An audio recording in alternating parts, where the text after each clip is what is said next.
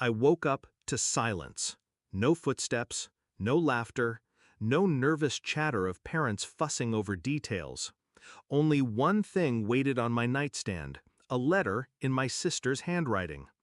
"We're gone. Paris was calling louder than your wedding bells. Don't embarrass yourself by expecting us back.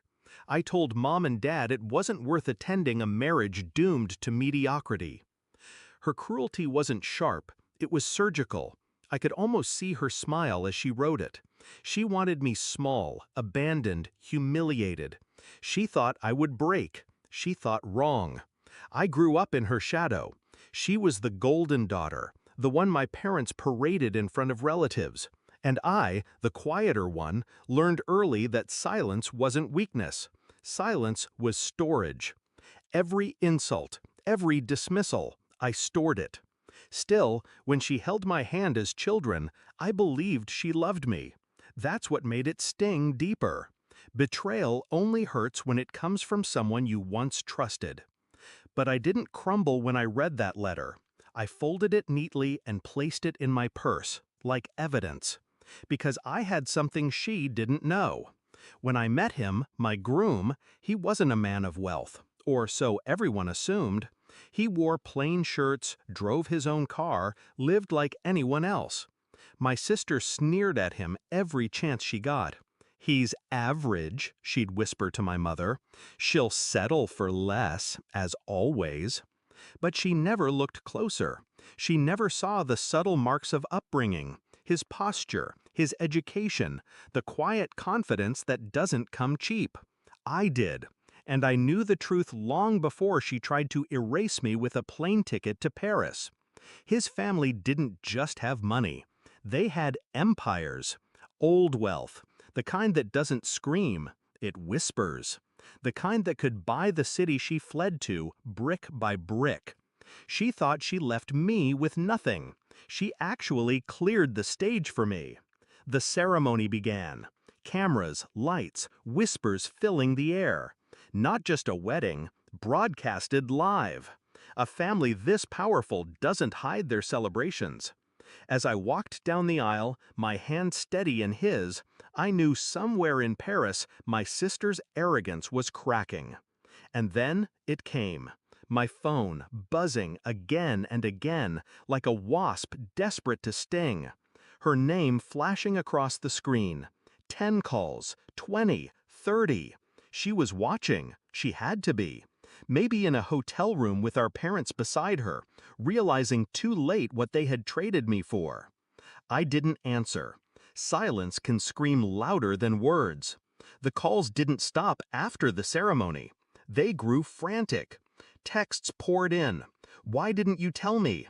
I'm sorry. Pick up, please."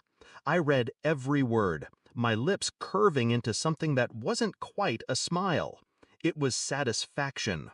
She thought she had orchestrated my downfall, but she only set the scene for her own irrelevance. And the best part? I didn't have to lift a single public finger. No shouting, no confrontation. I let the cameras, the opulence, the headlines do the work for me. My revenge wasn't a spectacle. It was an absence. Her absence. The world saw her missing. The world saw me radiant. And she saw both. Weeks passed before she returned. Paris hadn't been enough to drown her shame.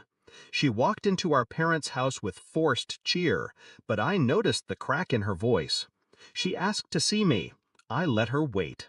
When I finally stood before her, I said nothing at first. Silence again. The same silence I weaponized on my wedding day. Then I took her letter from my purse, the one she thought would shatter me. I placed it on the table between us. Her face drained. "Do you remember writing this?" I asked. Calm, even, deadly. She nodded. "I kept it," I said. "Not because it hurt me, but because one day I wanted you to see the exact moment you lost your power over me." Her eyes flicked away. She mumbled excuses, apologies, reaching for fragments of dignity. I let her speak. Let her twist. Let her bleed through words. Then I leaned closer. You didn't miss my wedding. You missed your chance to stand beside me. And that seat, it's gone forever. Revenge isn't loud. It doesn't need to be cruel. It just needs to be precise. I didn't ruin her life. I didn't expose her. I didn't drag her name through dirt. I simply lived, higher, brighter, untouchable. And every time she sees a photo of that day, every time she remembers the silence of her unanswered calls, she'll know I didn't need to destroy her. I just needed to leave her behind. Because sometimes the sharpest blade isn't rage, it's silence. And mine cut deeper than anything she imagined.